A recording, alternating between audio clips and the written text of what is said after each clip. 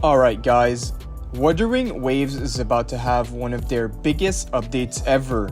With the 1.2 update less than 2 weeks away, here is all you need to know on how to pre-farm for XIANGLI YAO, which we are getting as a free 5-star character. And you know what else we can get for free? 4 extra months off of Surfshark VPN by using my code LEGION. So Surfshark is a VPN, but not only a VPN, it also comes with a wide variety of safety and convenience features. With Surfshark, you can safeguard your privacy, protect your identity, keep your services secure, and even remove your data from databases. Me personally, my favorite feature from using Surfshark is the ad blocker. Nobody likes being spammed with ads while surfing the web, and Surfshark has you covered. And you also have a 30-day money-back guarantee, proving to be a safe and reliable service. You can also enter the coupon code LEGION for an extra 4 months free at Surfshark. Thank you Surfshark for sponsoring this video. Alright guys, now for the pre-farm guide for XIANGLI YAO. I'm going to tell you guys about his materials, what echoes you should be farming for this character, and which weapons are the best value. First, let's start with his needed Ascension materials. You will need to farm 46 of the hidden Thunder Tacet core, which is the drop item for the Tempest Mephis world boss. And you also need to collect 60 violet coral, which you can easily find commonly in the shallow beaches area. Now here is what you need to upgrade his skills and forte.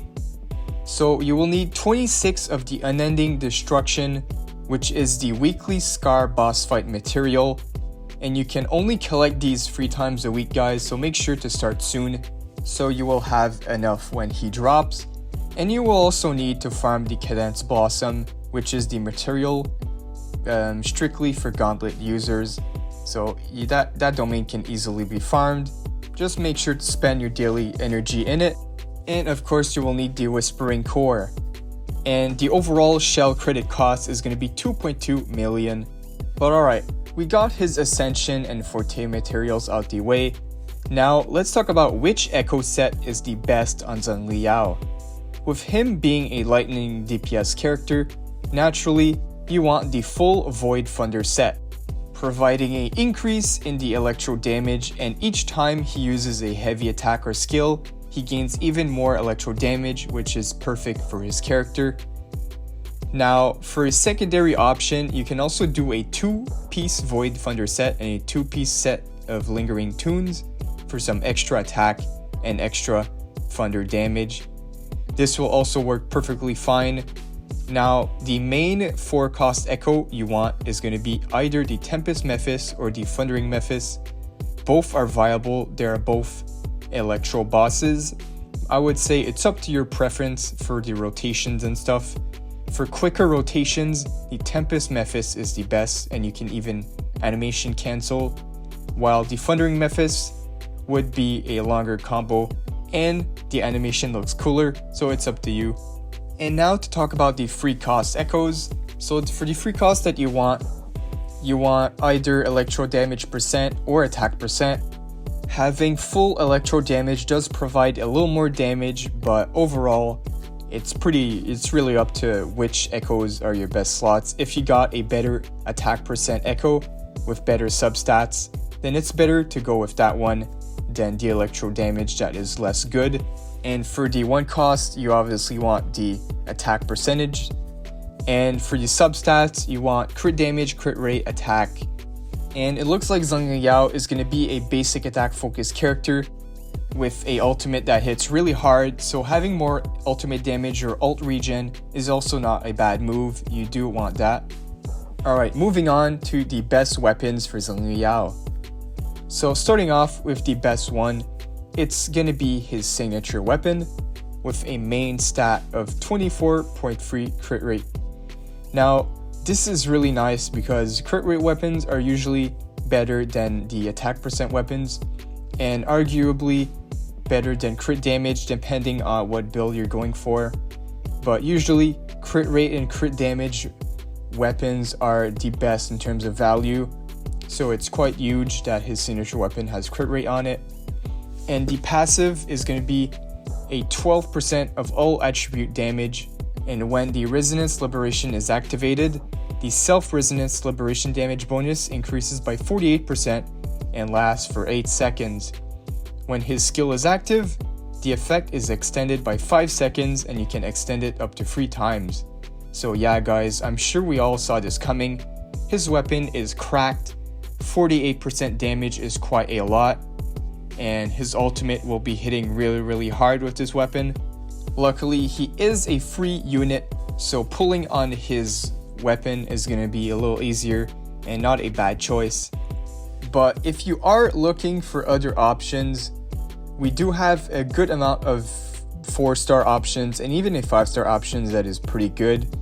So here, let's start off with the 5-star option, the standard banner weapon called Abyss Surges. This is still pretty good. It's going to provide some good damage and a bonus for basic attack and skill. On top of that, it also gives some energy regen, so you can use the ultimate more often. So yeah, this is still a pretty good option, but comparing to the signature weapon, of course, the extra 40% of straight up damage is going to be hard to beat with all the other weapons. But this should be looking like his second best in slot, and it being a 5-star weapon with the raw stats on it being a lot higher than the 4 stars, it's going to give him a lot more damage. But we also have another great option, which is the Battle Pass weapon. This is the 4-star Battle Pass weapon that also gives crit rate as a main stat, so it does make it the best 4-star option. And it also gives ultimate damage in the passive, 18% ult damage, not as good as the signature, but this weapon is still looking like a very good option. I'd recommend getting this weapon. If you're on a budget, this weapon is perfect. It's like the best 4-star option for him. And yeah, but if you do not have the Battle Pass, you can also use the Marketo or the Hollow Mirage. If you are really out of options, these weapons are decent picks. So yeah guys, this concludes my guide for XIANGLI YAO. He should be a very powerful lightning DPS, having even more value with Yanlin. I'm sure XIANGLI YAO and Yanlin are going to be a really great combo. And now thinking about it, it's kind of sad how they tried power creeping Kelchero already with a new limited 5-star lightning DPS. But let me know in the comments what you guys think, if you guys will be pulling for his weapon or getting more copies of this character. We did get a reveal for the 1.3 patch characters, and Shorekeeper looks like a must pull so far. She looks kind of cracked. So if you ask me guys, I would recommend saving up and not pulling on this patch at all, and saving up for Shorekeeper. She looks like the ultimate value. But it is weird that we did not have another 5-star reveal yet. So I'm thinking, are they doing reruns already? If so, we should be seeing Yanlin coming back in 1.3, but it does seem kinda early and they did not reveal anything. I was expecting a reveal this morning for the another 5-star, but turns out we are only getting one new 5-star for 1.3 so far, unless they delayed the reveal somehow, but we will see. That is all for this video guys. Thanks for watching, and I'll see you all in the next one.